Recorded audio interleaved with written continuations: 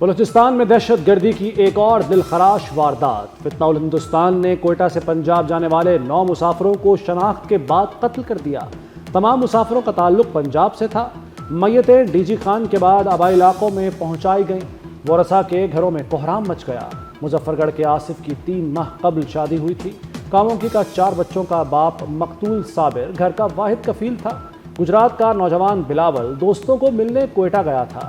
خانوال کا غلام سعید بیمار والد کی تیمارداری کے لیے واپس آ رہا تھا۔ شہداء میں لاہور کا جنید، ڈی جی خان کا عرفان اور اٹک کا بلال بھی شامل۔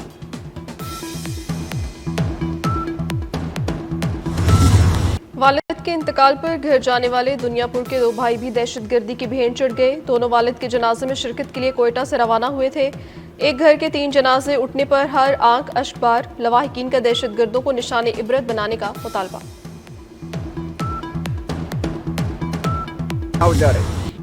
وزیر اعلیٰ بلوچستان سرفراز بگٹی کا واقعے میں ملوث دہشت گردوں کو انجام تک پہنچانے کا حکم۔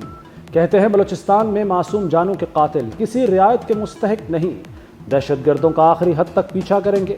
صدر مملکت، وزیر اعظم اور وزیر داخلہ کی مسافروں کے قتل کی مذمت۔ آصف زرداری کہتے ہیں ملک کو فتنہ الہندوستان سے پاک کریں گے۔ شہباز شریف نے کہا کہ دہشت گردوں سے پوری قوت سے نمٹیں گے۔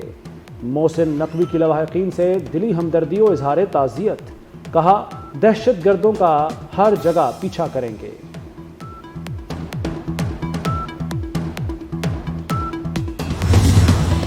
دہشت گردی میں بھارتی پراکسیز ملوث ہیں۔ بلوچستان میں بھارتی مداخلت ہوتی ہے۔ پاکستان یہ معاملہ دنیا میں ہر فورم پر اٹھا رہا ہے۔ ترجمان دفتر خارجہ شفقت علی خان کی پریس بریفنگ۔ بھارتی قومی سلامتی کے مشیر کے حالیہ بیان کو مسترد کر دیا۔ کہا جی دوول کا بیان بھارتی عوام کو دھوکہ دینے کے مترادف ہے۔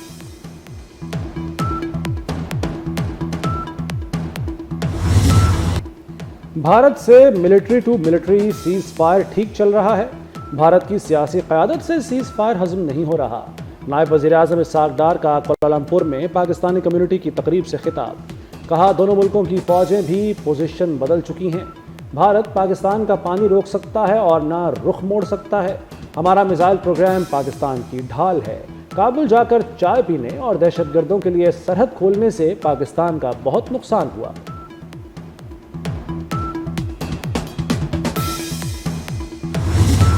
پاک اماراتی وزرائے داخلہ کے درمیان ابوظہبی میں ملاقات۔ یو اے ای ویزا میں آسانیوں کے لیے ضروری اقدامات پر اتفاق۔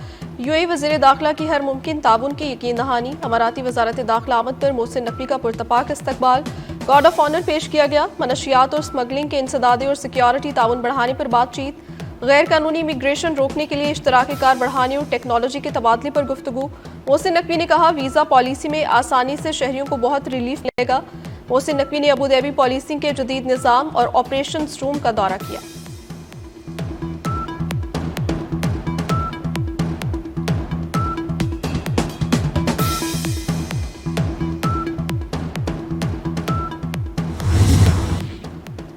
پاکستان کی ہاکی ٹیم بھارت میں ایشیا کپ ٹورنامنٹ کھیلنے نہیں جائے گی۔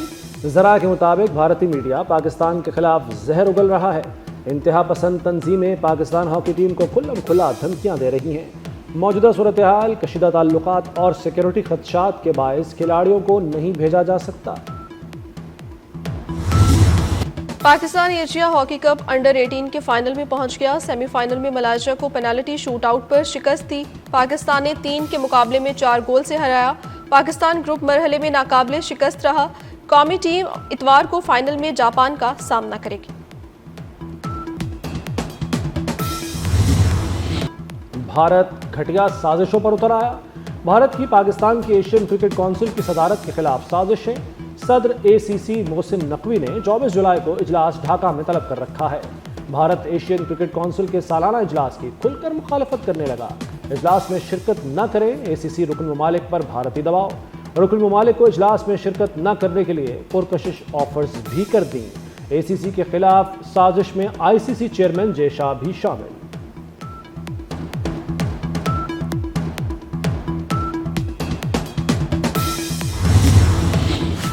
شوبز کی چکا چوند میں اپنی منزل ڈھونڈنے والی اداکارہ حمیرہ اصغر موت کے اندھیروں میں گم۔ اداکارہ حمیرہ اصغر لاہور میں سپرد خاک۔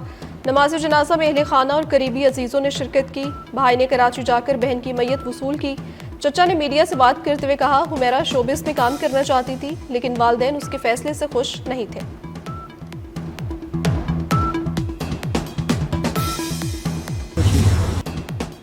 اداکارہ حمیرہ اصغر کی موت کی گتھی تاحال سلجھ نہ سکی۔ اداکارہ کی موت 8 سے 10 ماہ قبل ہوئی۔ پوسٹ مارٹم رپورٹ سامنے آ گئی، جسم کی کوئی ہڈی نہیں ٹوٹی، بال اور شرٹ کے ٹکڑے کیمیائی معائنے کے لیے بھیجے گئے۔ لاش ڈیکمپوز کے آخری مرحلے میں تھی۔ فزیکل معائنے سے زیادتی کا پتہ لگانا مشکل ہے۔ عوام کے لیے سستی اشیاء کی سہولت ختم، 12,000 ملازمین بے روزگار، 3500 یوٹیلیٹی سٹورز بند کر دیے گئے۔ لاہور کے 100 سے زائد سٹورز پر سامان کی پیکنگ، سامان متعلقہ کمپنیز اور کچھ ویئر ہاؤسز میں منتقل ہوگا۔ لاکھوں خاندان سستی گھریلو اشیاء کی سہولت سے محروم۔ حکومت مزید نوکریاں فراہم نہیں کر سکتی، حکومت کا کئی اداروں کو ختم اور انضمام کرنے کا منصوبہ۔ وفاقی حکومت ملازمین کا بوجھ کم کرنا چاہتی ہے، اقدام سے پینشن بل میں کمی ہوگی۔ قومی اسمبلی کی قائمہ کمیٹی کابینہ سیکریٹریٹ اجلاس میں سیکٹری اسٹیبلشمنٹ کی بریفنگ، کہا گریڈ 1 سے 5 تک کی آسامیاں آؤٹ سورس کر دی جائیں گی، سرکاری ملازمین کو گولڈن ہینڈ شیک دیا جائے گا۔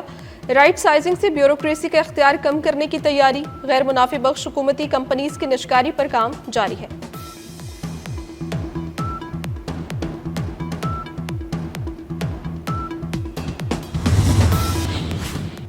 وزارتوں کی کارکردگی بڑھائی جائے، وزیر اعظم کی ہدایت۔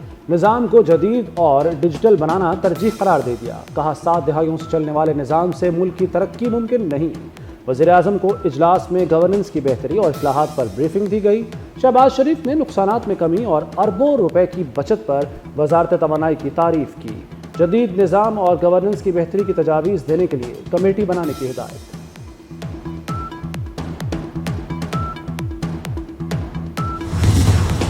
سانحہ لیاری میں بلڈنگ مالک اور ایس بی سی اے کے 6 ڈائریکٹر سمیت 14 افسران قصوروار قرار۔ 29 سال قبل تعمیر 5 منزلہ عمارت ایس بی سی اے کی غفلت کی وجہ سے گری۔ پولیس کی ابتدائی رپورٹ میں انکشاف، ایس بی سی اے افسران کو عمارت کے خستہ حال ہونے کا 3 برس سے علم تھا۔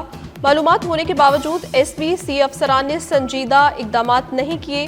رپورٹ سٹی کورٹ میں جمع کروا دی گئی۔ گرفتار 9 ملزمان کا 3 روزہ جسمانی ریمانڈ حاصل کر لیا گیا۔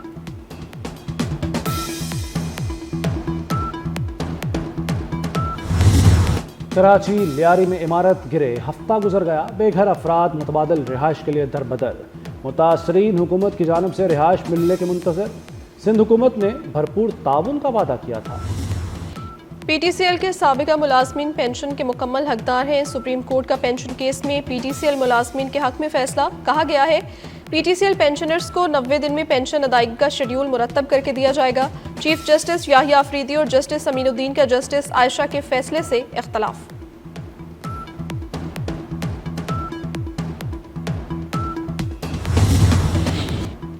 پاکستان اور روس کے درمیان سٹیل ملز کی بحالی کا معاہدہ طے پا گیا۔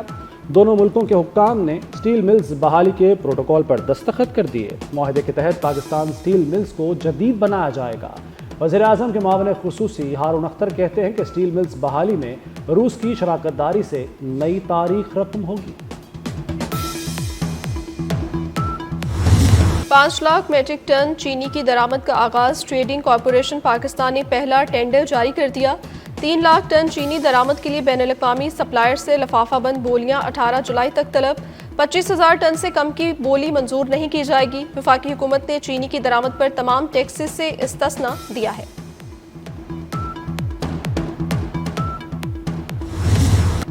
وزیر اعلیٰ مراد علی شاہ نے سندھ کو پاکستان کی انرجی باسکٹ قرار دے دیا۔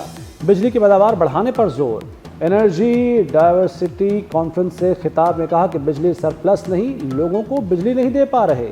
تھر ملک کا سب سے زیادہ سستا بجلی پیدا کرنے کا ذریعہ ہے۔ تھر کی بجلی زیادہ تر پنجاب میں استعمال ہوتی ہے، 70% گیس سندھ میں پیدا ہوتی ہے۔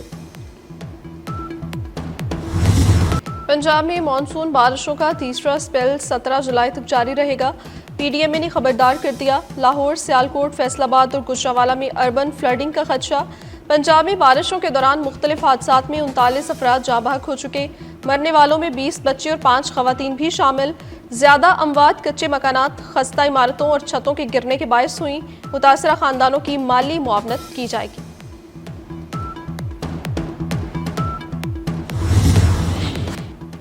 ملک میں بادل برسیں گے اور جم کر برسیں گے۔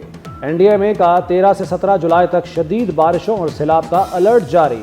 میاں والی کے مقام پر دریائے سندھ میں پانی کی سطح بلند ہو گئی۔ جناح بیراج میں پانی 35,000 کیوسک اور چشمہ بیراج میں 47,000 کیوسک بڑھ گیا۔ کچے کے علاقے زیر آب۔ تربیلا، کالا باغ اور تونسا کے مقام پر نچلے درجے کا سیلاب۔ تنگوانی کے نواحی علاقے میں نہر میں 50 فٹ چوڑا شگاف پڑ گیا۔ چاول کی فصل زیر آب، 5 دیہاتوں کا زمینی رابطہ منقطع ہو گیا۔ بھارتی وزیر اعلیٰ پنجاب بھگونت مان کی مودی حکومت کو دھمکی، کہا پنجاب اور ہریانہ کے بغیر بھارت کی روٹی نہیں چل سکتی، 70% ہمارا حق ہے۔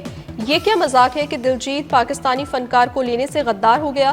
کبھی سردار کبھی غدار، ہم تنگ آ گئے ہیں۔ پہلگام واقعے سے پہلے بنی فلم ریلیز نہیں ہو سکتی کیونکہ اس میں پاکستانی فنکار موجود ہیں۔